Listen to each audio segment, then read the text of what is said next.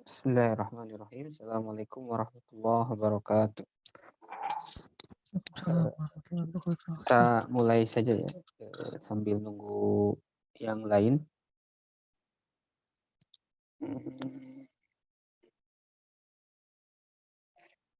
Alhamdulillahirabbil alamin wassalatu wassalamu ala imamil anbiya'i wal mursalin wa ala alihi wa sahbihi ajmain wa ba'd. Nawaitu ta'alluma wa ta'lim wa tadhakkur wa tadhkir wal ifadah wal istifadah wal hatha ala tamassuki bi kitabillahi wa sunnati rasulih. Mungkin bisa ada satu yang bisa bantu baca, silahkan. Coba.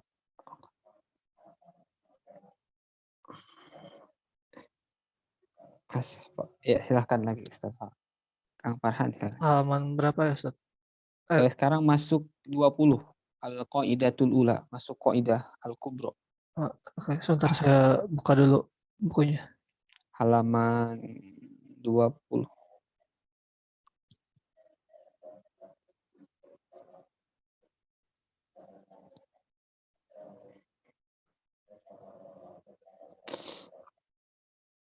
Oke, dibuka Ustaz filenya sebentar. Ya, mau silakan.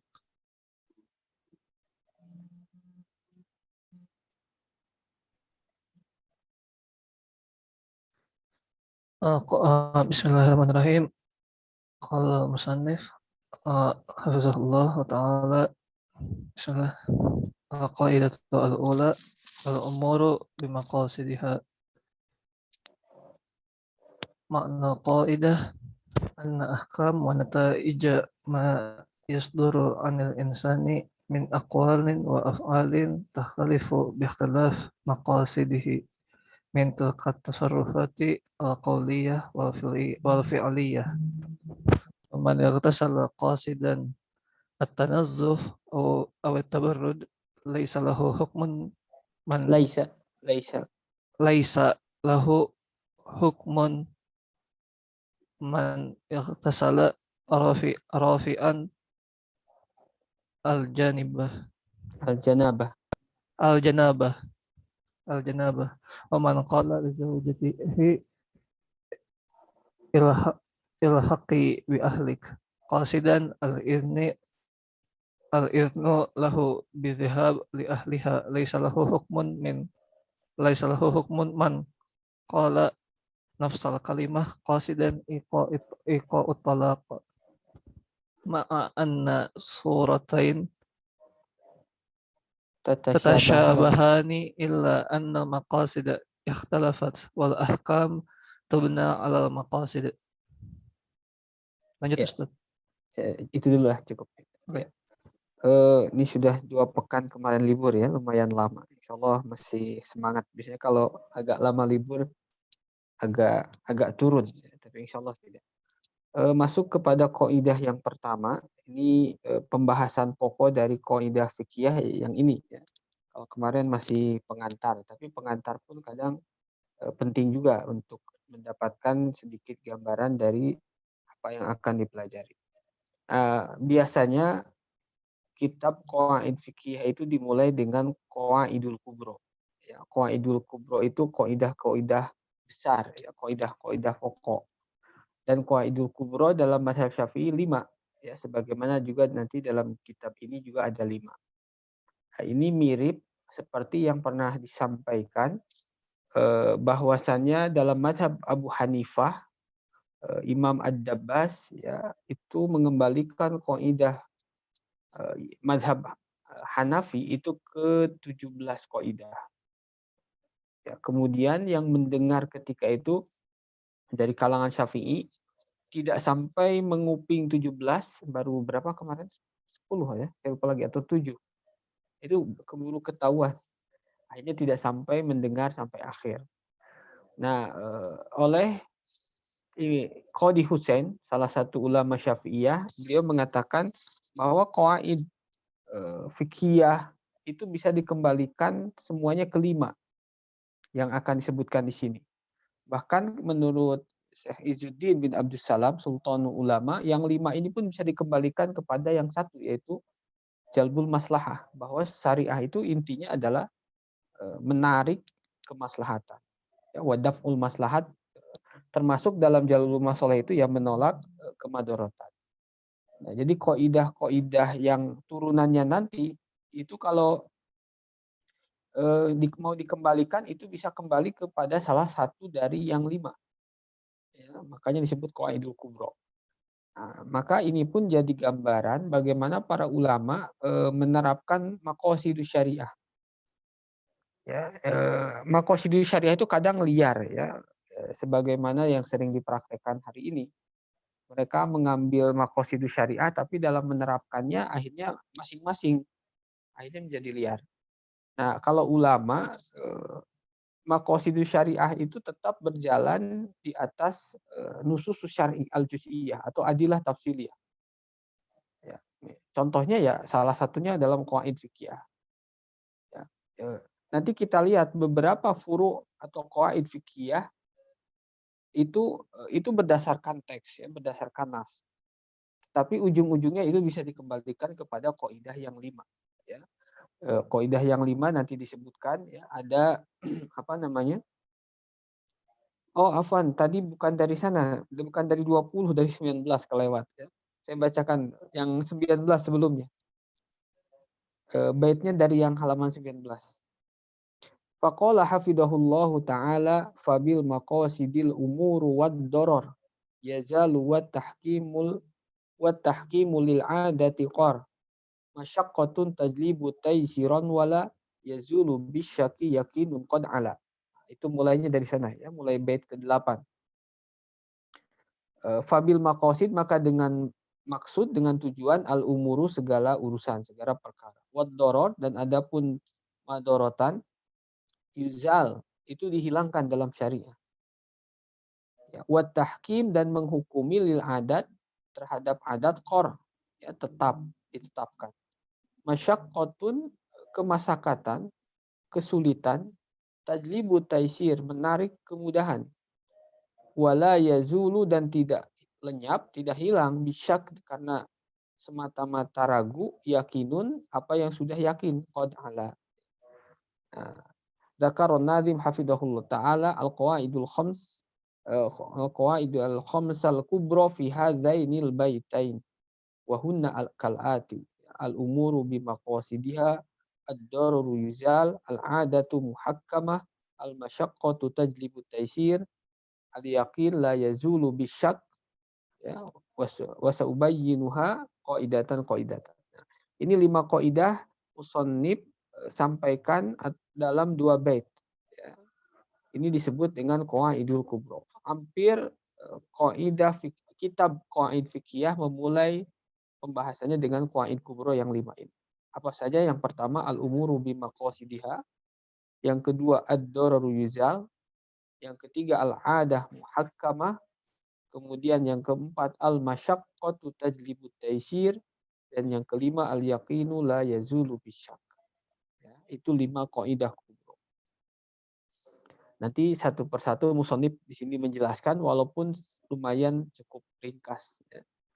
Kalau dalam beberapa kitab qawaid fikih, pembahasan al-umur bi maqasidihah bisa sampai panjang. Bisa sampai panjang sampai mendetar. Nah, itu qawaid al-kubra. Nah, total dalam kitab ini ada 30 kaidah ya. Saya kalau lihat itu ada 30 kaidah. Jadi 5 qawaid kubra, kemudian turunannya 25. Ya. Dalam kitab yang sering dirujuk yaitu Al-Ashbah wa Nadhair itu sampai 50 kalau tidak salah ya. 50 kaidah. Yang 5 qawaidul kubra, kemudian yang 20 qawaid allati kasura arruju ilaiha, ya. Kemudian ada qawaid allati ikhtalafi. Nanti ada kaidah yang diperdebatkan oleh para ulama, tidak disepakati. Nah, kita bahas dulu yang qawaid kubra yang 5. Ya. Yang pertama al-umuru bi maqasidiha. Nah, dari sekian qawaid fikih itu mungkin bisa kita bedakan antara qawaid fikih yang diambil dari dalil tafsili Quran Sunnah, ada juga qawaid fikih yang diambil dari furu. Ya, dari furu itu dari fikih yang sudah dari hukum fikih yang sudah diistinbat oleh para ulama. Ya.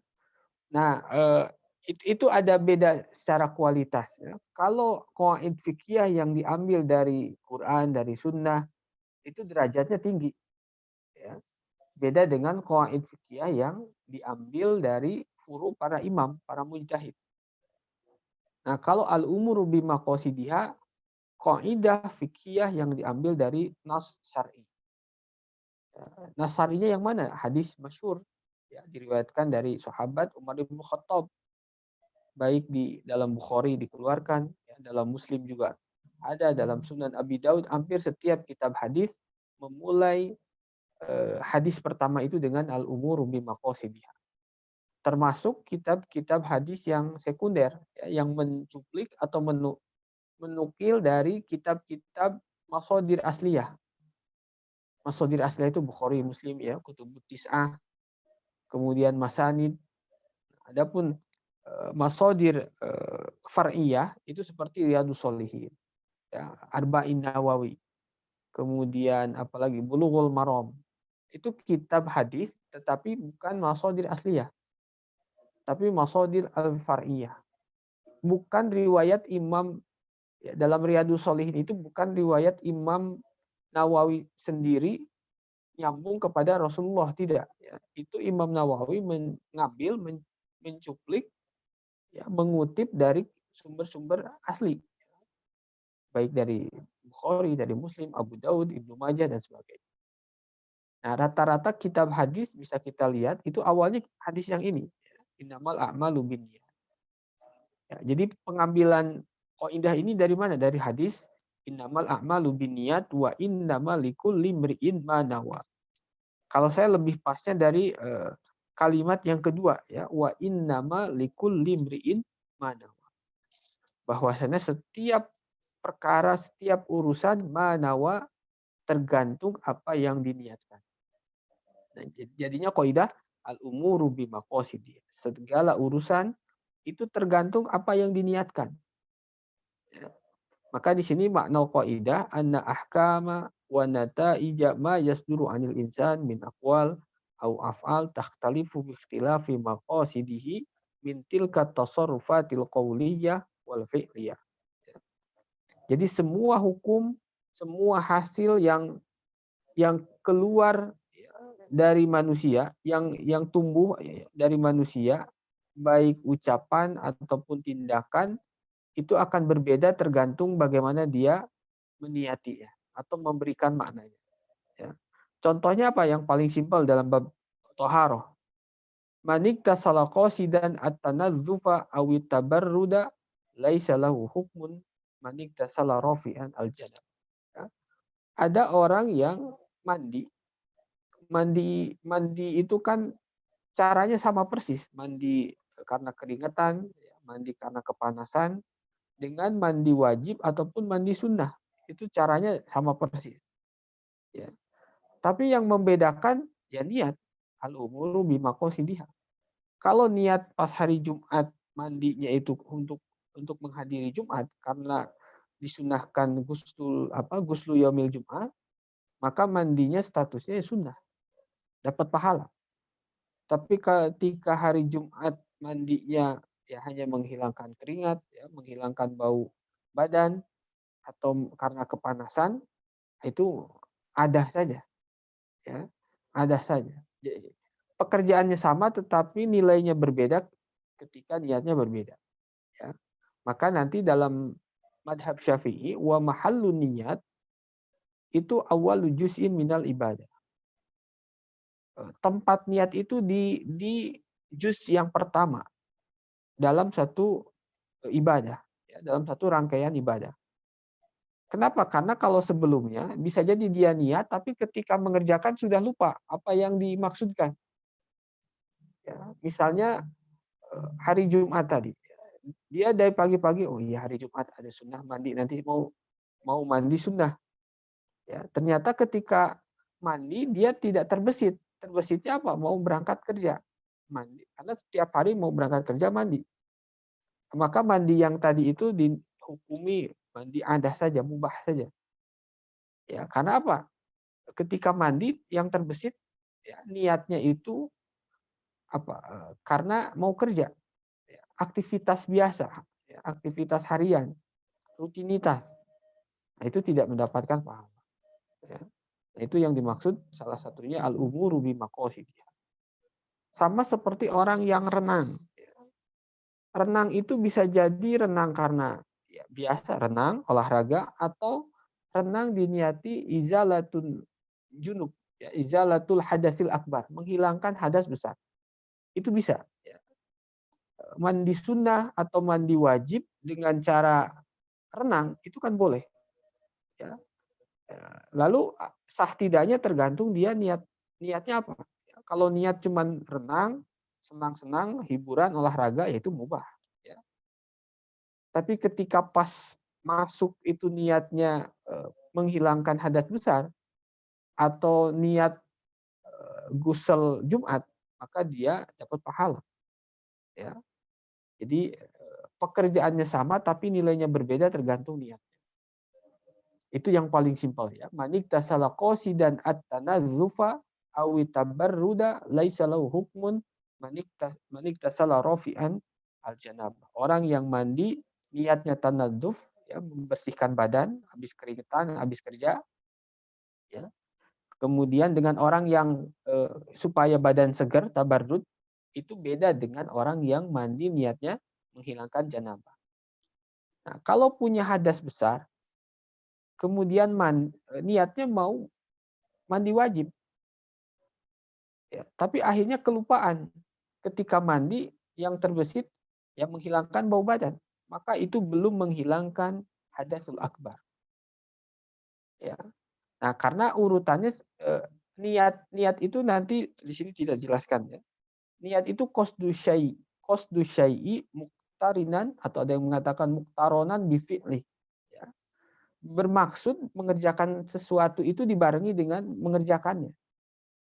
Kalau hanya bermaksud tapi belum mengerjakan, itu dalam madhab Syafi'i disebutnya azm. Ya, azm itu tujuan kuat akan mengerjakan. Tapi tujuan itu seringkali hilang ketika kita memulai. Karena ada tujuan-tujuan lain. Nah, makanya urutannya dalam madhab Syafi'i bukan madhab Syafi'i, hampir semua ya. Sebelum masuk kepada niat atau sebelum orang bertindak itu dimulai dengan ada 5 tahapan ya. Pertama hajis. Hajis itu mayulqa ilal qalb. Ya, apa namanya? Apa yang terlempar atau apa yang masuk ke dalam benak kita. Sepintas saja. Ya, ketika lewat misalnya atau kita mau mengerjakan apa ya. Ketika lewat ada yang jualan makanan misalnya. Lewat motor langsung sepintas masuk. Nah, itu hajis. Setelah itu khawatir atau khotir. Khotir itu yajri fi nafs, ya, mulai agak sedikit. Pas lewat kembalinya lagi, lihat lagi tempat makan yang tadi. Oh, ada tempat makan. Nah, itu mulai agak lama. Itu sebutnya dengan khotir. Selanjutnya adalah hadisun nafs. Kayaknya enak. Kayaknya enak. Itu kalau beli sepertinya, ya, kalau rasanya sepertinya enak. Itu sudah mulai hadisun nafs, ya, mulai dibincangkan dalam benak kita. Lalu yang keempat al-waham. Ya, al-waham itu tarjihul amal. Akhirnya ya udah nanti beli. Nah, itu waham. Sepertinya beli, dicobain. Baru tahapan selanjutnya al-azm. Azm itu memang pasti akan membeli. Nanti jam 10 saya akan beli. Itu azm. Ya. Nah, azm itu bukan niat. Azm itu keinginan kuat, keinginan yang pasti akan mengerjakan. Kalau niat itu ketika kita sudah datang ke tempatnya lalu belanja. Ini gambaran dalam keseharian ya. Nanti dalam ibadah pun sama seperti itu. Karena apa? Bisa jadi sudah niat mandi, niat wudhu, ya sudah azam, nanti wudhu, ternyata nanti mandi, ya mandi Jumat, ternyata ketika mandi tidak terbesit. Terbesitnya ketika mandi apa? Ya menghilangkan bau badan. Maka seperti itu tidak dikatakan berniat mandi sunnah hari Jumat. Ya. Maka dalam mazhab Syafi'i wa mahallun niyat awwalu juz'in minal ibadah. Ya. Kapan kita berniat itu ya ketika kita pertama kali memulai suatu amalan. Dia niatnya apa? Ya. Walaupun sudah jazm mau mandi, tapi ketika mandinya bisa jadi ada azam-azam yang lainnya. Yang bahkan mengalahkan azam kita untuk mandi sunnah. Maka kalau dalam mazhab Syafi'i al-umuru bimaqasidiha ini kan setiap perkara tergantung maksudnya, tergantung tujuannya, tergantung niatnya. Ya, kalau dalam bab ibadah maka yang dihitung adalah ketika dia pertama kali. Ya. Nah, contoh lainnya waman qala li zaujatihi ilhaqi bi ahlik. Ya, qasidan al-idna laha bidhihabi li ahliha. Sebentar. Ya.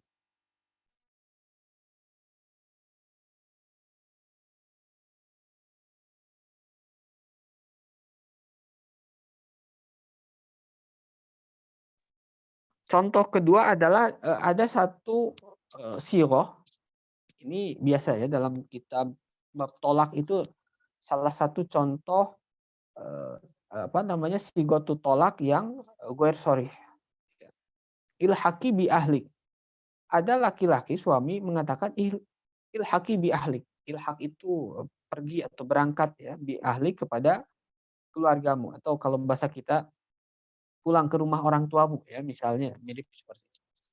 Nah, seperti itu status hukumnya menjadi apa? Bisa tolak, bisa tidak. Kenapa bisa jadi tolak? Karena lafaz tersebut yahtamilu tolak, yahtamilu ghairu tolak. Ya. Kemungkinan bermakna tolak, kemungkinan dimaknai juga bukan tolak. Itu yang disebut dengan kinayah. Dalam bab tolak itu ada sharih, ada kinayah. Lalu status hukumnya seperti apa? Tergantung ketika suami mengatakan itu maksudnya apa? Niatnya apa? Saya cuma nyuruh misalnya dia minta izin mau pulang ke rumah orang tuanya. Ilhaqi bi ahli. Ya, saya mengizinkan, ayo pulang, silakan pulang ke rumah. Kalau seperti itu berarti bukan tolak. Ya, karena si laki-laki ketika mengucapkan itu mengizinkan pulang ke rumah orang tuanya. Beda dengan ketika marah kemudian mengucapkan pulang ke rumah orang tua. Ditanya, itu maksudnya apa? Ya itu cerai. Ya, berarti jatuh tolak. Ya. Yang membedakan apa? Maqasid. Al-umuru bi maqasidiha. Ya, segala perkara urusan tergantung apa yang dia niatkan. Ya. Maka di sini ilhaqi bi ahli qasidan al-idnalah bi dhihab bi ahliha laisa lahu hukmu man qala nafsul kalimah qasidan iqa'at talaq. Ya. Ma anna surataini tatasyabahani illa anal maqasida ikhtalafa. Wal ahkam tubna 'alal maqasid. Ya. Orang yang mengucapkan lafaz yang sama, niatnya berbeda, maka konsekuensi hukumnya pun berbeda.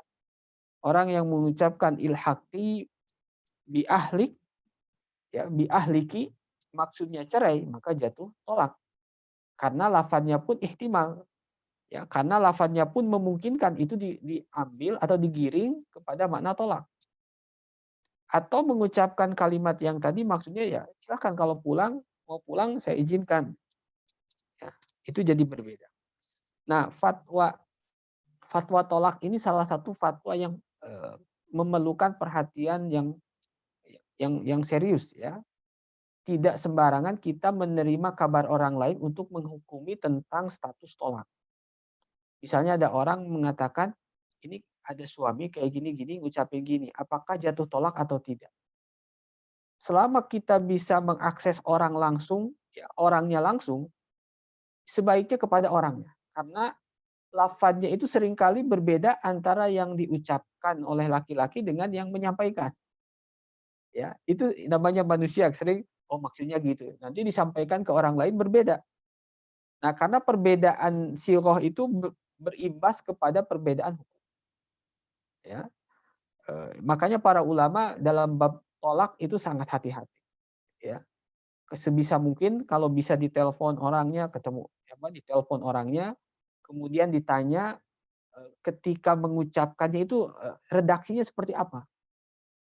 Setelah itu lalu niatnya ketika mengucapkan itu apa? Kalau niatnya saya cuma marah. Marah itu tolak atau bukan? Ya bukan. Ya. Saya pernah ditanya juga ya, dan saya ya, mengikuti kaidah para ulama ketika ada orang yang menanyakan ini jatuh tolak atau tidak. Yang menanyakannya bukan orang yang bersangkutan. Oh, kalau begitu saya nggak berani. Ya. Karena apa? Bisa jadi ada perubahan redaksi dan ternyata memang berbeda. Ya. Yang menyampaikan itu kalau nggak salah katanya wes pegatan. Ini bahasa Jawa ya. Pegatan itu ya udah cerai. Ya. Kemudian ketika dihubungi orang ya via telepon, via video ya, itu redaksinya berbeda. Redaksinya jadi ini, udah kalau mau cerai kita cerai aja. Itu kan mirip-mirip tapi beda. Lalu pas ditanya orang, "Itu Bapak pas menyebutkan itu tujuannya apa? Cerai atau bukan?" Ya bukan, cuma marah aja. Berarti tidak jatuh, ya. Nah, maka imbasnya kan besar ketika mengatakan, "Oh, itu jatuh cerai." Lalu disampaikan kepada orangnya, oh, itu jadi masalah. Nah, itu perlu kehati-hatian dalam fatwa tolak. Ya, fatwa itu dalam berbagai hal ya perlu kehati-hatian. Ya. Salah satunya adalah di dalam masalah tolak. Ya, karena imbasnya nanti kan banyak, iddah, tidak boleh tinggal serumah, nafkah dan macam-macam. Ya.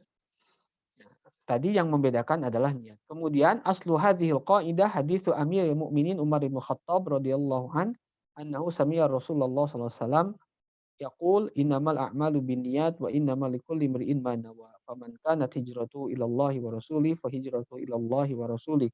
Faman kanat hijratuhu lidunya yusibuha aw imra'atin yunkihuha fa hijratuhu ila ma hajara ilai. Itu tidak perlu disyarah lah ya, agak panjang nanti. Waktunya tidak cukup. Qala al-Alamah Ibnu Hajar Al-Haytami, ini Imam Ibnu Hajar itu mensyarahi hadis ini dalam kitabnya Fathul Mubin, ya, Al-Fathul Mubin. Itu kitab syarah terhadap Arba'in Nawawi. Ya. Kita tahu kitab Arba'in Imam Nawawi banyak sekali yang mensyarahi. Salah satunya Ibnu Hajar Al-Haytami. Nah, ini bukan Ibnu Hajar Al-Asqalani. Ya. Kalau dalam hadis itu identik ketika Ibnu Hajar, maksudnya Ibnu Hajar Al-Asqalani. Asqalan itu di mana? Palestina, ya. Dan biasanya ada belakangnya Al-Hafid. Al-Hafid Ibnu Hajar, maksudnya Ibnu Hajar Al-Asqalani. Kalau Ibnu Hajar ini Al-Faqih, ya, Ibnu Hajar Haytami itu Al-Faqih. Haytam itu Mesir. Ya, beliau orang Mesir, Ibnu Hajar satu lagi orang Palestina. Tapi dua-duanya Syafi'iyul madhab. Ya, kita bisa temukan dalam Tabaqatus Syafi'iyah. Ya, dalam kitab Tabaqatus Syafi'iyah. Nah, apa kata Ibnu Hajar Haytami? Dan Ibnu Hajar ini di dalam mazhab Syafi'i menempati tempat yang sangat strategis ya. Artinya apa? Banyak ulama mutaakhirin merujuk mazhab Syafi'i kepada Ibnu Hajar Haytami. Selain Imam Ar-Romli, ya. Jadi ada dua ulama besar mutaakhir dalam mazhab Syafi'i yang pendapatnya selalu dirujuk, bahkan dianggap mu'tamad dalam mazhab Syafi'i itu ketika Ibnu Hajar dan Imam Romli bersepakat atas satu hukum. Ya. Kalau sebelumnya Imam Nawawi dan Imam Rafi'i, ya. Imam Nawawi, Imam Rafi'i itu abad ke-7, ya.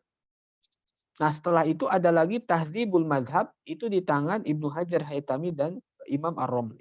Jadi hampir banyak ulama Syafi'iyah itu mengutip Ibnu Hajar dan Imam Ar-Romli. Dr. Labib sendiri kalau kita lihat ya dalam fatwa-fatwanya, dalam syarah-syarahnya itu banyak sekali mengutip Ibnu Hajar Al-Haytami.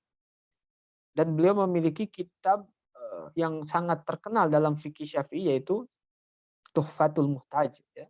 Tuhfatul Muhtaj bisyarhi Al-Minhaj Imam Nawawi. Itu kurang lebih 4 jilid ya kalau Tuhfatul Muhtaj.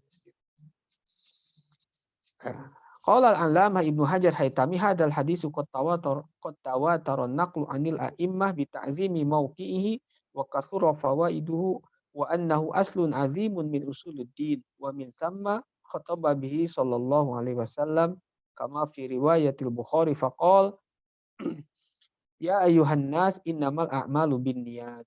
Wa khataba bihi Umar bin Khattab radhiyallahu an ala minbari Rasulillah sallallahu alaihi wasallam kama akhrajahu aidan. Ya, sebagaimana dalam hadis Bukhari juga.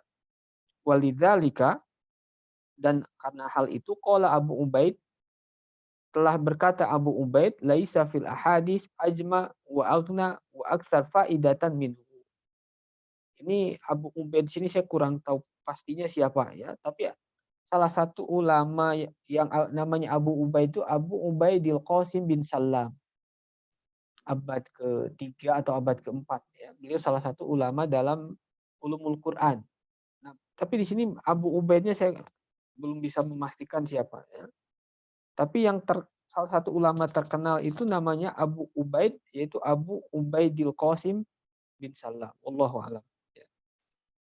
Wa min thamma qala Abu Daud innahu nisful ilm. Ya, Abu Daud sampai mengatakan hadis innamal a'malu binniyat itu setengah dari ilmu yang ada dalam keislaman. Ya.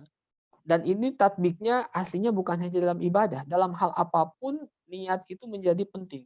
Bahkan dalam kitab adab, adab pertama itu niat. Ya, dalam ta'limul muta'allim fi turuqi ta'allum, ya, cara atau apa jalan-jalan belajar, maka yang pertama adab pertama itu niat. Ketika salah niat, salah menempatkan ilmu, ya. Ketika salah niat, nanti ilmunya jadi pembenaran atas hawa nafsunya. Ya, maka dalam Ta'limul Muta'allim dan juga kitab adab yang lainnya, ya, misalnya Tadhkiratus Sami wal Mutakallim, Adabul Alim wal Muta'allim, Adabul Fatwa dan sebagainya, maka adab yang pertama itu adalah niat. Maksudnya meluruskan niat. Ketika salah berniat dalam mencari ilmu, ya, ya itu jadi tidak beradab. Adab itu ketika berniat sesuai dengan seharusnya, ya, berniat sesuai yang seharusnya, yaitu karena Allah. Nah, ketika niatnya salah, itu sudah tidak beradab. Karena namanya sendiri adab tolibul ilm. Adab tolibul ilm itu apa? Niat mencari ilmu karena Allah. Ketika niatnya tidak karena Allah, berarti tidak beradab. Ya. Dan dalam Ta'limul Muta'alim itu dikatakan lillahi ta'ala, berniat lillahi ta'ala dalam mencari ilmu itu bisa diturunkan minimal dalam 3. Ya. Pertama, izalatul jahli, menghilangkan kebodohan. Minimal menghilangkan jahal murakkab. Ya. Jahal, kalau jahal, kan ada jahal basit, ada jahal murakkab. Ada tidak tahu sama sekali, ada yang dia merasa itu benar, merasa dia tahu padahal tidak tahu. Itu kan yang terjadi sekarang rata-rata jahal murakkab. Tidak tahu yang sebenarnya, tapi serasa seakan-akan tahu. Nah, dengan mencari ilmu, salah satunya menghilangkan kebodohan. Salah satunya apa? Izalatul jahlil murakkab, ya, menghilangkan kebodohan murakkab. Yang kedua, ibqauddin, ya, ibqauddin, ya. Yang ketiga, ihyauddin, ya. Ihyauddin itu menghidupkan agama Islam, maksudnya membangun peradaban berdasarkan nilai-nilai keislaman. Nah, kalau mencari ilmu berdasarkan niat yang tadi, itu sudah beradab. Tapi kalau niat ilmunya bukan karena itu, ya, tapi karena materi, karena jabatan, karena popularitas, itu sudah tidak beradab. Ya. Nah, maka kalau di sebagian kampus itu kan di awal-awal itu ketika mau kuliah yang diperlihatkan bukan itunya, ya, tapi nanti prospek kerjanya kemana. Ya memang kita digiring ke sana mungkin. Nah, min tatbiqatil qaidah, contoh-contoh penerapan qaidah yang tadi. Ya, ini semuanya tatbiqat. Contoh penerapan al-umuru bimaqasidiha. Nah, anna man a'ta li ghairihi malan uhtumila ayyakuna zakatan au qardan au hibatan. Walikulli wahidin ahkamuhu syar'iyyah au khassah wal maqsad huwallazi yuhaddidu ayya hadhil uqud muradan. Orang yang memberikan harta atau uang kepada orang lain, statusnya apa? Ya tergantung niat yang memberikan. Saya memberikan ini misalnya ngasih ini saya kasih 1 juta atau 2 juta. statusnya apa? Itu tergantung niat orang yang memberi. Bisa jadi itu zakat, karena dia punya kewajiban zakat, lalu dia berikan. Kan zakat itu tidak perlu ada sigot, ini adalah zakat, itu tidak perlu. Ya. Tidak ada sigot zakat. Jadi ihtimal orang memberikan. Bisa karena itu atas nama zakat atau kordon, meminjamkan uang. Kalau meminjamkan berarti harus dikembalikan. Kalau zakat ya tidak. Zakat itu tamlik. Memilik apa tamlik itu memindahkan kepemilikan kepada orang lain. Au hibah atau hibah. Ya, kalau hibah tidak ada kaitan dengan harta zakat, ya. Kemudian tidak perlu dikembalikan, hanya memberi. Ya. Nah, status pemberian itu yang menentukan apa? Yang menentukan adalah maksud. Yang kedua, man talabal ilma liyubahiyal ulama wa yusarrafu wujuhun nasi ilaih. Laisa kaman qasduhu bi talabil ilmi raf'ul jahli an nafsi wa an ghairihi. Fal awwal mazmum wa tsani mahmudun. Orang yang mencari ilmu untuk menyaingi para ulama, ya berbangga-bangga dengan ulama yang lain, wa yusarrafu atau wa yusraf wujuhun nas, dan mengalihkan perhatian orang kepadanya. Kalau sudah pintar, sudah alim, profesor, doktor, pasti jadi apa ya, perhatian orang ya tertuju kepadanya. Laisa kaman qasduhu bi talabil ilmi raf'ul jahli an nafsi wa an ghairi. Itu ya jelas berbeda kedudukan di hadapan Allah dengan orang yang mencari ilmu untuk menghilangkan kebodohan atas dirinya dan atas orang lain. Ya. Nah ini biasanya dibahas dalam kitab-kitab adab. Masalahnya kadang di sekolah-sekolah itu jarang dipelajari kitab adab. Ya, padahal adab pertama thalibul ilm adalah an-niyat. Niat fitolabil ilm itu lillahi ta'ala. Lillahi ta'ala itu turunannya salah satunya raf'ul jah, menghilangkan kebodohan. Kemudian ibqa'uddin, menjaga eksistensi agama Islam. Ya. Dan yang ketiga ihya'uddin, ya, menghidupkan atau membangun peradaban Islam. Ya. Dan kalau niatnya bukan itu, kalau cuma bekerja ya tidak terbesit, ya. Tidak terbesit membangun peradaban Islam, tidak terbesit. Yang terbesitnya kerja, setelah kerja dapat gaji ya udah, hidup pribadinya sudah aman. Tapi tidak ada tujuan untuk apa ya, menghidupkan orang lain. Maka salah satu tradisi dalam pesantren di Jawa Barat yang saya tahu, orang lulus pesantren itu ditanya bukan kerja di mana, tapi mau mukim di mana. Saya pun baru baru menyadari ternyata ada filosofi atau ada nilai yang sangat baik. Ya. Orang selesai misalnya 10 tahun belajar, ya, itu kan nggak mikir ijazah. Santri dulu nggak pernah mikir ijazah. 10 tahun ya belajar belajar. Selesai 10 tahun itu ditanya, nanti kita antum mau mukimnya di mana? Mukim itu apa? Tinggal di masyarakat, mendidik masyarakat, membina masyarakat, mengajarkan masyarakat, ya. Maka salah satu imbasnya ya negara kita sekarang menjadi negara muslim terbesar di dunia. Karena salah satunya jasa-jasa para dai yang tidak memikirkan nanti kerjanya seperti apa. Pokoknya mungkin masalah rezeki itu rata-rata kaya-kaya ya. Rezeki itu biasanya ngikuti. Itu salah satu filosofi ya. Jadi mereka tidak pernah berpikir kerja, tidak pernah berpikir nanti mau jadi apa. Berpikirnya apa? Nanti memanfaatkan ilmunya, membina masyarakatnya di mana. Ya, maka istilahnya mukim. Ya. Jadi mukim itu tinggal di satu tempat, satu daerah untuk menyebarkan ilmunya, untuk membina masyarakat. Ya. Dan itu filosofi yang luar biasa. Ya.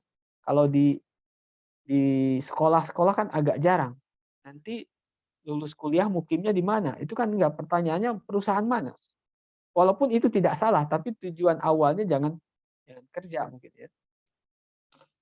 Nah, tadi sampai mana? Nomor 3, anna man akala wa syaraba wa syariba nawiyan al isti'anah bidzalika ala ta'at wa nama qasidan irahatal jasad lil ibadah wa tazawwaja bi niyyati i'fafi nafsihi wa ghairi fa innahu yusabu bi khilafi ghairi ma anna hadhihi al af'al adatun illa annaha tusay tasiru ta'atin. Ini ma'ruf ya, orang yang makan, minum niatnya untuk menguatkan ketaatan ya, atau orang yang tidur tujuannya untuk supaya ibadahnya lebih segar, itu akan berbeda dengan orang yang makan hanya melampiaskan keinginannya saja ya.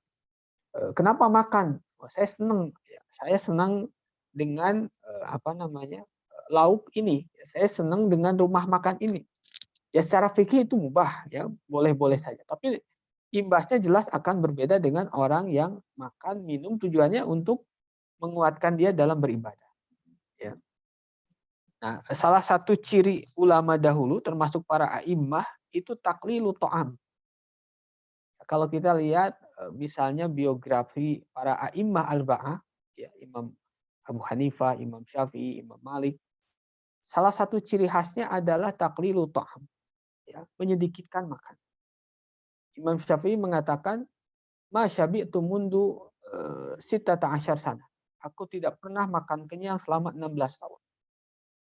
Karena apa? Karena menurut para ulama yang Rabbani, kebanyakan makan itu mengeraskan hati.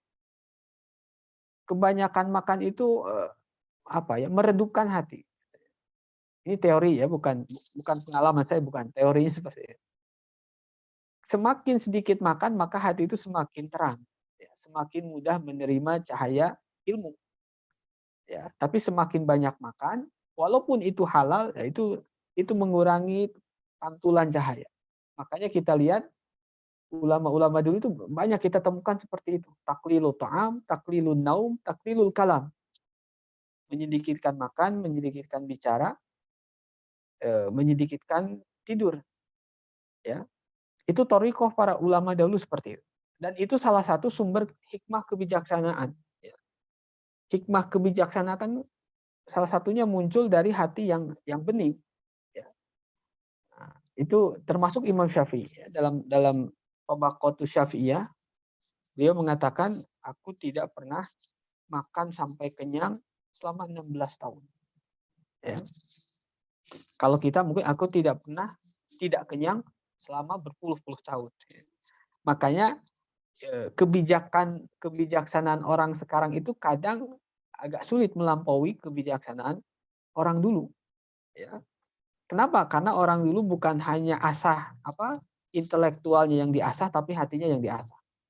Padahal sumber pengetahuan itu ya dua-duanya. Ya. Majma'ul Bahrain, mengumpulkan dua sumber ilmu, yaitu dari kebeningan hati, kemudian juga dengan intelektual exercise ya. Nah, yang sekarang mungkin itu agak jarang.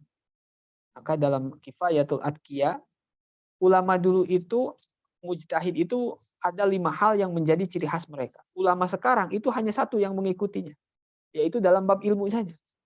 Tapi dalam bab zuhud, bab waro, bab asrarul qalb itu agak jarang yang mengikutinya. Jadi orang sekarang mengikuti para ulama dulu itu rata-rata dalam bab ilmu saja, tapi dalam zuhud, waro dan sebagainya itu agak jarang. Imam Syafi'i itu ketika munadharah, dialog itu tidak pernah sedikit pun ingin beliau, aku ingin ketika dialog itu yang menang itu dia, atau kebenaran itu muncul dari dia, jangan dari saya. Ya. Itu banyak ya Imam Syafi'i terkait adab beliau dalam munadharah itu luar biasa.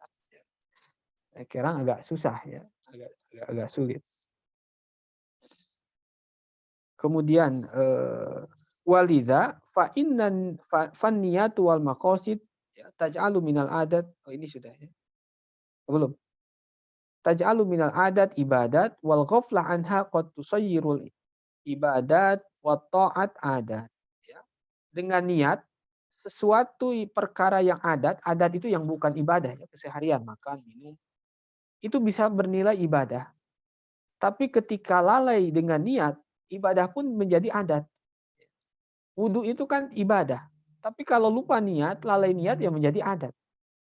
Mandi hari Jumat itu bisa ibadah. Tapi kalau lupa niat akan kesunahan, menjadi adat, kebiasaan saja. Faniyatu hiyal muhawwil al-ajib. Yang muhawwil itu yang merubah ajib, yang luar biasa. illa annaha la tuhawwilul jamada ila naw'in akhar minal jamad walakinna tuhawwilu a'mal al-adiyah allati tadmahallu wa tazulu bi mujarradil intiha minha ila a'mal baqiyah khalidah fa ta'amu wa syarabu wan nikah kullun dzalika zailun dzahibun idza qasada al-abdu bihi niyatan shalihah ka'ayyan yattaqawi bit ta'am wa syarab ala ta'atillahi azza wa jal wa kay ya'uffa nafsahu aniz zina bin nikah wa yatlubul walad as-salih alladhi ya'budullaha wa yujahidu fi sabilih fa inna hadhil a'mala ya a'mala itu jadi badal dari hadhihi jadi ism ina itu mansub ya fa inna hadhil a'mala tatahawwalu ila a'malin baqiyatin shalihah yaqulu rasul sallallahu alaihi wasallam idza anfaqa ar-rajulu ala ahli yahtasibuha fa huwa lahu shadaqah fal infaq bi niyatil ihtisab yatahawwalu ila shadaqatin yuddakhiru li sahibihi ajraha wa thawabaha ya, itu garis besar ya. Intinya tadi seperti tadi. Mungkin sudah jam berapa ya? Ada yang ditanyakan silakan. Fadhol. Kita sementara berhenti sampai sini dulu ya. Ini Qawaid Kubronya lumayan panjang. Jadi beberapa pertemuan ke depan masih membahas Qaidah Kubro yang kedua. Allahu a'lam. Kalau ada yang mau disampaikan.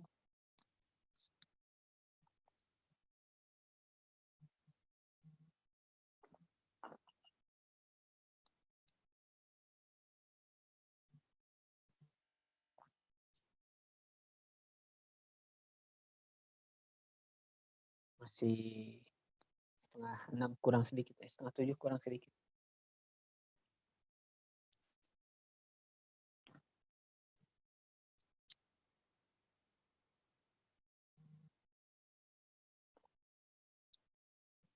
Tafadhol kalau ada. Atau ada yang nas atau teksnya yang kurang dipahami, silakan.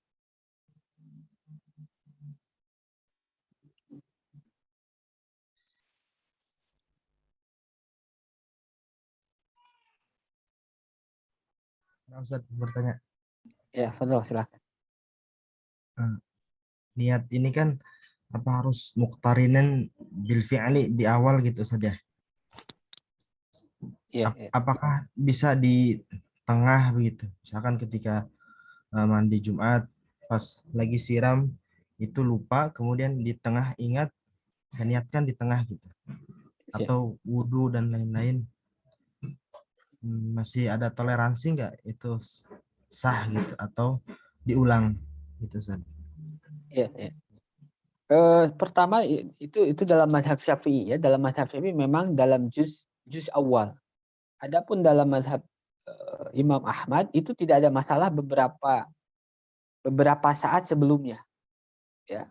Karena kalau beberapa menit sebelumnya kita sudah di kamar mandi, sudah niat, itu biasanya ya ke bawah. Niat itu kan yang penting ketika mandi itu tujuannya apa? Ya. Karena itu pun pengalaman ya, saya sering mengalami tadinya itu mau mandi Jumat, ketika mandi itu tidak terbesit. Niatnya apa? Niatnya ya mau berangkat kerja misalnya. Itu kan jadi tidak bernilai ibadah. Nah, lalu bagaimana kalau tengah-tengah? Kalau dalam mandi ketika sudah di tengah-tengah baru ingat, maka dia misalnya dia sudah membasahi setengah badan ke bawah, itu baru ingat. Nah, baru setelah itu dia niat lagi. Lalu yang basuhan sebelumnya apakah dianggap mandi sunnah? Belum, karena belum niat. Berarti dia di tengah-tengah bisa niat, tetapi tetap membasahi lagi semua anggota badannya. Kalau ingin niatnya sunnah Jumat atau niatnya ingin sunnah Idul Fitri. Ya. Dalam wudhu pun sama. Ketika sudah membasuh tangan baru ingat. Ya, kan basuh muka itu tidak mesti wudhu. Misalnya lagi keringetan habis main bola atau panas ya, biasanya cuaca panas langsung muka dibasahin. Ya. Niatnya tadi kan bukan wudhu. Tapi pas cuci tangan, aduh mau wudhu. Berarti mulai dari awal. Ya. Mulai lagi dari awal. Karena cucian yang tadi itu bukan dalam rangka wudhu, tapi dalam rangka menyegarkan muka karena cuaca panas. Maka memang penting.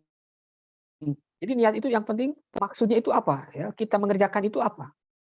Walaupun sebelumnya sudah bermaksud mandi wajib atau mandi sunnah hari Jumat, tapi ketika mandinya tidak terbesit, itu berarti bukan mandi untuk dia mandinya itu bukan untuk sunnah hari Jumat, tapi karena mau kerja. Ya. Jadi kalau sudah di tengah-tengah, dia boleh niat di tengah-tengah, tetapi yang sebelumnya itu dibasuh lagi. Karena yang sebelumnya statusnya bukan mandi sunnah atau mandi wajib. Ya. Seperti itu. Dalam wudhu sama seperti itu. Ya, dalam wudhu sama. Bisa jadi ketika membasuh muka, dia bukan dalam rangka wudhu, tapi dalam rangka litabarrud, ya, untuk mendinginkan atau supaya lebih segar, ya, muka lebih segar.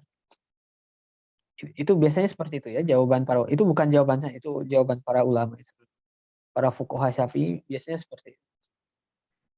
Ya, Ustaz. Ya. Boleh nyambung lagi nggak, Ustaz? Pertanyaannya. Boleh, silakan. Kodok. Nah, mengenai ini masih niat di dalam mazhab Syafi'i kan talafuz termasuk mustahab begitu ya. Ya. Nah, apakah ini di semua amalan, misalkan kan yang masyhur mungkin yang saya ketahui dalam sholat, kemudian wudhu gitu. Kalau dalam hal-hal lain yang berkenaan dengan ibadah, apakah juga mustahab juga gitu talafuz itu, misalkan dalam zakat, Dalam tadi. dalam ibadah mahdoh yang bukan maliyah itu ya disunahkan ya, rata-rata disunahkan.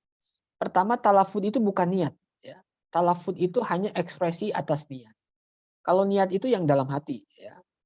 Makanya talafud itu hanya mustahab. Kalaupun tidak merubah status hukumnya selama dia sudah dalam hati dia. Karena itu talafud itu bukan niat ya. Itu hanya mengungkapkan ya. Kalau fuqaha Syafi'iyah itu biasanya liyusa'ida lisanul qalba, supaya lisan ikut membantu menghadirkan niat. Ya, misalnya dia sebelumnya sudah banyak kesibukan, kalau mau langsung menghadirkan itu kadang pikiran masih di mana-mana. Apalagi masih sebelumnya ada masalah, itu kan masih kadang masalah itu kebawa ketika dia wudhu. Ya, akhirnya niatnya nggak hadir. Nah, salah satu untuk mengkat itu mustahab. Ya. Talafud bin niat. Walaupun itu bukan hanya kekhasan mazhab Syafi'i. Ya. Sebagian mazhab, misalnya mazhab Imam Ahmad, itu pun mengatakan mustahab. Ya. Kemudian dalam ibadah mahdoh. Ya, rata-rata dalam ibadah mahdoh yang bukan maliyah. Kalau maliyah itu disunahkan, tapi biasanya apa ya? Para fuqaha lebih longgar, misalnya zakat. Yang penting sudah dalam hati, ini saya kasihkan. Ya. Ini dalam rangka zakat. Ketika tidak mengucapkan zakat pun tetap sah, ya, tetap sah. Cuman nanti yang menentukan status pemberian dia itu tadi ya, apakah hibah atau zakat atau ngutangin. Itu kembali kepada orang yang memberikan. Ya. Nah, kalau dalam at-turuk itu tidak disunahkan niat sama sekali. Turuk itu menghilangkan, misalnya izalatun najasa. Menghilangkan najis, bekas kencing, bekas jilatan anjing, lalu kita bersihkan, itu tidak perlu niat. At-turuk an-niat la tuhtaju fi babit turuk. Ya. Niat itu dalam mengerjakan, ya, bukan istilahnya meninggalkan itu menghilangkan najis. Itu tidak memerlukan niat. Ya.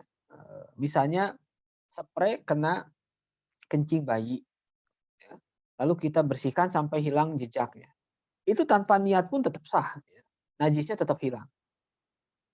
Maka biasanya dibedakan antara al-af'al wa turuk. Af'al itu membuat sesuatu, mengerjakan sesuatu. Kalau turuk biasanya menghilangkan sesuatu. Ya. Jadi kalau dalam ibadah mahdoh disunahkan, tapi yang ibadah goer mahdoh itu tidak perlu. Ya. Tidak disunahkan, tidak mustahab. Mungkin itu. Ya. untuk apa? Untuk memudahkan ketika kita ngajarin misalkan kayak orang awam atau kayak anak-anak kecil gitu. Eh, karena mereka kan kalau anak kecil misalkan kita ajarin apa ya niatnya di dalam hati kayaknya belum bisa ke sana gitu. Ya, ya, ya. Terus Ya, nggak kadang ada masalah. Kenapa? Kenapa? kit- apa di dalam kitab-kitab tuh jarang ada juga redaksinya begitu. Nah, Mhm. saya juga sekarang cari dari mana ya niat lafaz-lafaz niat ini. Misalkan di dalam kitab Safinah juga tidak disebutkan niatnya gitu. Rujuknya kemana Ya, Ustaz itu cari untuk lafaz niat itu? itu dalam kitab-kitab fikih Syafi'i itu rata-rata disebutkan. Kalau Safinah mungkin belum ya, belum sampai ke sana Safinah.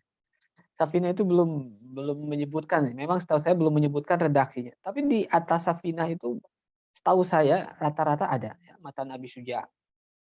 Kemudian apalagi? Yakutun Nafis. Itu biasanya ada ya.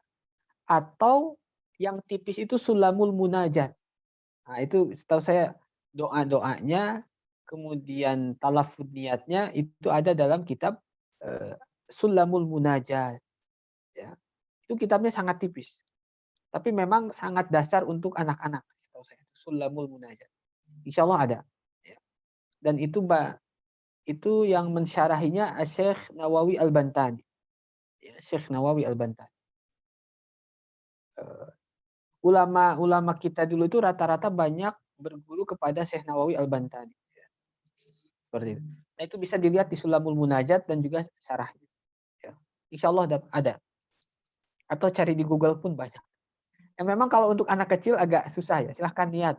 Mereka masih ngambang gimana deh. Ya itu untuk anak kecil bisa diajar.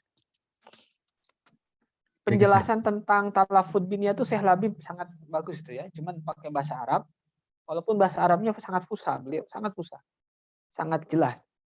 Beliau ada penjelasan dalil-dalil tentang talafud biniyah. Ya, di saat sebagian orang itu menjadi masalah, menjadi bid'ah, padahal ulama dahulu sudah banyak membicarakan. Nah, Dr. Labib itu membahas itu dengan bahasa yang sangat mudah dipahami. Wallahu a'lam.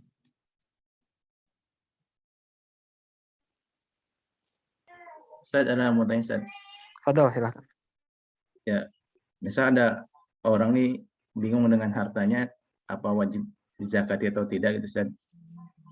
Jadi dia masih bingung. Kemudian dia mensedekahkan gitu hartanya dengan niat kalau dia ada wajib zakat maka harta itu yang disedekahkan untuk zakat. Kalau tidak ya berarti sedekah gitu. Itu Ya. termasuk ke dalam niat zakat nggak Ustaz? Kalau seperti Ini itu. dalam bab muamalah itu berbeda dengan bab ibadah ya. Muamalah itu al-ibrah fil muamalah bima fi dhunnil mukallaf wa fi nafsil amr. Ya. Afwan. Al-ibrah fil muamalah bima fi nafsil amri. Jadi yang jadi ukuran sah tidaknya dalam bab muamalah termasuk harta itu yang penting menepati apa yang sebenarnya memang terjadi. Ya. Kalau kebetulan yang dikeluarkannya itu pas, itu sudah sah. Ya. Misalnya wajib zakatnya itu 5 juta, lalu dia nyumbang 5 juta. Ya. Dengan niat, dengan tujuan kalau itu zakat, maka itu jadikan zakat. Kalau saya wajib zakat, maka yang saya berikan ini bagian dari zakat. Selama mustahiknya, yang dikasihnya mustahik, orang miskin, orang fakir, ya, kemudian nominalnya persis, maka dia bebas dari zakat.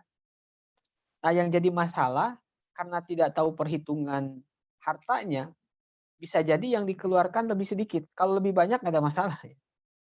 Kalau lebih banyak itu zakat waziyadah. Zakat dan lebihnya bisa sedekah. Yang jadi masalah kalau kurang. Harusnya wajib zakat 7 juta, dia mengeluarkan 2 juta. Niatnya zakat. Dia baru memenuhi yang 2 juta, belum memenuhi sisanya yang 4 juta. Berarti belum gugur kewajiban zakat yang 4 jutanya. Ya. Berapa? 2 juta. Yang 5 juta berarti. Nah, makanya kalau ragu saya sudah zakat atau belum, tinggal tanyakan kepada orang yang bisa, yang paham. Ya. Makanya memang dalam dikatakan salah satu fardu kifayah itu ada orang yang paham tentang masalah hukum Islam di satu kampung. Jadi ketika ada permasalahan hukum fikih itu ada yang ditanyakan, ya. Itu fardu kifayah harus ada. Ya. Nah kalau kasus seperti tadi ditanyakan kepada orang yang bisa. Kalau cuma ngambang-ngambang itu bisa jadi yang dia keluarkan lebih sedikit dari yang wajib, ya, dari yang seharusnya. Kalau ternyata lebih atau bahkan aslinya dia tidak wajib zakat, ya itu nggak ada masalah. Ya. Aslinya dia belum wajib zakat, lalu dia keluarkan 2 juta, itu sedekah, itu nggak ada masalah. Nah, yang takutnya itu kalau kalau memang itu lebih sedikit. Nah, kalau dalam bab muamalah seperti itu memang yang penting sudah memenuhi kewajibannya, walaupun ketika awal dia belum ada dzon, masih syak, ragu. Tapi kalau dalam sholat itu nggak bisa. Itu sudah tidak sah dari awal. Karena al-ibrah fil ibadah bima fi dhonnil mukallaf. Ya, misalnya sholat, ini saya wudhu, tadi kentut, tidak kentut, masih ragu-ragu. Lalu sholat itu sudah tidak sah dari awal. Harus ada dugaan kuat kalau dia itu punya wudhu. Ya, jangan dibiarkan dalam keadaan ragu-ragu. Itu tidak sah kalau dalam ibadah. Tapi kalau masalah harta, itu sah. Ya. Allah. Mungkin itu.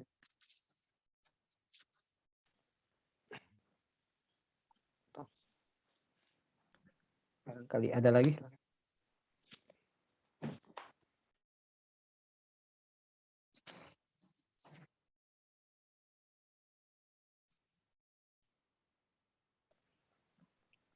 Ustadz, Ya, silakan. ini mau nanya Betul. antara lafaz dengan yang sebenarnya yang diinginkan, Ustadz. Kadang jadi beda gitu. Misalnya kalau sholat kita kan biasanya melapaskan niat, tapi niatnya salah, Ustadz. Yang di Misalnya mana? Yang dalam hati atau yang dilafadzkan? iya, misalnya yang dalam hati ini sholat zuhur, tetapi kita lapaskan dengan sholat asar itu, Ustaz. Oh. Oh, gini kasusnya cuman, Ustaz. Itu la yu'athir, Pak, ya. At-talaffuz la yu'athir 'ala niat. Itu tidak membatalkan niat, ya. Tidak membatalkan niat. Yang penting ketika niat dalam hatinya sholat zuhur itu sudah sah, ya. Ketika talaffuznya zuhur itu tidak membatalkan. Ya, tidak membatalkan. Beda kalau niat dalam hatinya asar, padahal sholatnya zuhur, itu yang batal. Ya, nanti dalam ada ya dalam kaidah yang keberapa gitu, saya lupa lagi. Itu dibahas insya Allah. Ya. Yang jadi masalah itu ketika salah niat. Ya. Salah niat itu berarti salah yang ada dalam hati. Ya. Harusnya niat zuhur, tapi ketika dia mau sholat, yang terbesit itu sholat asar. Allahu Akbar. Dalam hati itu niat asar, itu tidak sah. Tapi kalau yang talafud yang salah, itu ya wallahu alam, tapi insya Allah seperti itu tidak mempengaruhi keabsahannya sholat. Kecuali dalam tolak. Nah, dalam tolak itu pengaruh. Ya, niatnya mentolak, tapi lafadznya tidak memungkinkan tolak, itu tidak jatuh. Misalnya saking marahnya ya, sama istri misalnya, lalu dia mengucapkan dasar kamu jelek misalnya, itu nggak jatuh tolak, walaupun niat hatinya menolak atau menceraikan. Karena tolak itu imma sharih, lafadznya jelas-jelas tolak, atau kinayah itu ihtimal, ya ada kemungkinan ditafsiri sebagai tolak, ada kemungkinan bukan, kayak ilhaqi bi ahli. Tapi kalau dalam ibadah, setahu saya tidak berpengaruh. Ya. Allah. Satu lagi, Ustadz, sering kita dengar, Ustadz, orang mengungkapkan yang penting tergantung niatnya gitu, Ustadz ya. Kadang-kadang mereka berbuat yang salah gitu, yang salah. Yang penting niat saya baik. Nah, itu cuma menurut kaidah itu, Ustadz. Contohnya seperti apa ya, Pak? Contohnya yang misalnya dia mengambil sesuatu lah Ustaz, yang bukan miliknya. Kemudian diserahkan kepada orang lain gitu. Macam film-film inilah Ustaz, film Robin Ah, Hood gitu. iya. Nah, itu Ustaz. Kalau model Robin Hood ya, tapi ini per kasus ya. Mungkin kalau dalam kasus Robin Hood itu mirip-mirip dalam fikih itu ada yang disebut dengan zufar. Zufar itu ada hak kita pada orang lain, tapi orang lainnya nggak mau memberikan haknya kepada kita. Nah itu dalam fikih diperbolehkan orang mengambil harta yang menjadi miliknya walaupun secara sembunyi-sembunyi atau mirip-mirip orang mencuri. Jadi dia itu punya hutang, ya udah lama 10 juta, tapi kayaknya kayaknya nyantai-nyantai aja. Kemudian ketika ditanya pun sering berkelit, kayaknya nggak pernah punya hutang kayaknya. Nah, kalau sudah seperti itu ada yang disebut dengan zufar, walaupun ya dalam pelaksananya tidak mesti dilaksanakan, tapi itu secara fikih itu boleh. Karena apa? Dia mengambil haknya. Mengambil haknya. Nah, mengambil hak itu boleh dengan cara apapun. Misalnya tadi zufar. Zufar itu ketika orangnya nggak ada keluar kota, lalu dia ngambil barang yang ada di orang yang punya hutang tersebut, lalu dia jual, ya, dijual, lalu uangnya diambil sesuai dengan hutangnya, sisanya disimpan lagi misalnya. Itu secara fikih boleh, ya, karena fikih itu kan bicara tentang hukum saja. Apakah boleh atau tidak? Ya boleh, jawaban hukumnya seperti itu. Nah, Robin Hood itu bisa jadi kalau memang rajanya zalim itu bisa masuk bab zufar. Kemudian ketika ditangkap itu tidak bisa dihad. Kenapa? Karena ada subhat. Subhat itu apa ya? Yang tidak bisa memuluskan hukum had, karena ada kemungkinan ada hak rakyat yang tidak dikeluarkan. Tapi ini jangan dikeluar ya, jangan diungkapkan ke orang awam, nanti jadi masalah. Misalnya orang kaya itu kan ada kewajiban, ini wajib ya, kewajiban orang kaya itu bukan hanya zakat, tetapi membantu orang miskin sekitarnya, walaupun tidak melalui jalur zakat, itu ada kewajiban.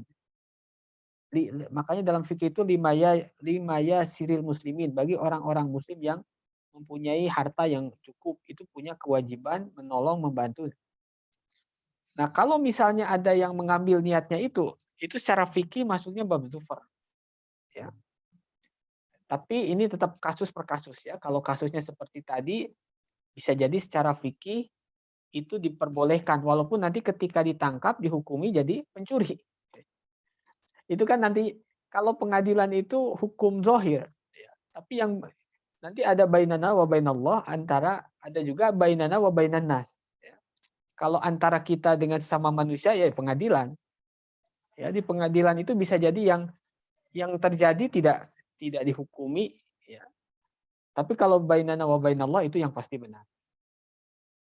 Nah, jadi tergantung niatnya itu memang gimana kasusnya ya. Kalau kasus seperti tadi ya misalnya ngambil harta ini tapi jangan dikeluarkan Pak ya. Ini cukup dalam makom ta'lim saja, dalam misalnya dikenal pemerintah dapat dana desa nggak dikeluarin. Desa orang lain makmur misalnya. Lalu ada yang mengambil harta itu dengan apa? Dengan dalih itu milik masyarakat, itu milik rakyat. Nah, itu kalau secara fikih masuknya dhufar. Tapi nanti ketika ketangkap bisa dihukumi korupsi. Karena itu hukum dunia. Itu yang saya tahu ya. Tapi itu cukup di sini aja. Karena ada beberapa hal dalam fikih yang tidak perlu diungkap di orang awam ya. Seperti bab li'an, bab dhufar, bab ila, bab zihar. Orang awam itu tidak tahu zihar itu lebih baik daripada tahu. Orang awam itu tidak tahunya bab ila itu lebih baik daripada tahu. Maka ilmu itu katanya ada ilmu nafi, ada ilmu dor. Ilmu dor itu ketika bab fikih yang bisa membahayakan orang awam disebarkan. Maka jawaban tadi itu jawaban ini saja ya. Jawaban untuk forum ini saja. Wallahu alam. Menjawab atau tidak, wallahu alam.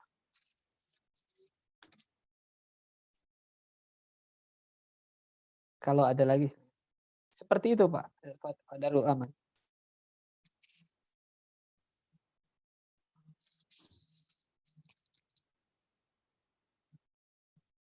Ada lagi atau cukup?